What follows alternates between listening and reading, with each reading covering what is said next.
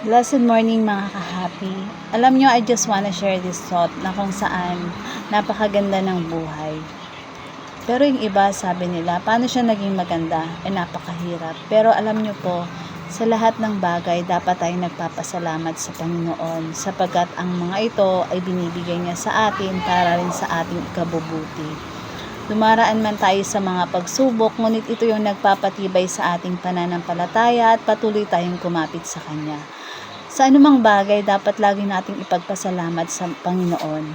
Sa ating buhay, sa ating mga mahal sa buhay, sa mga taong nagmamahal sa atin, dapat nating ipagpasalamat yun kay Lord. At maging sa mga taong nasasaktan tayo intentionally or hindi man intention nila nasaktan tayo, ay dapat natin ipagpasalamat sa Panginoon sapagkat doon tayo natututo at nag-grow.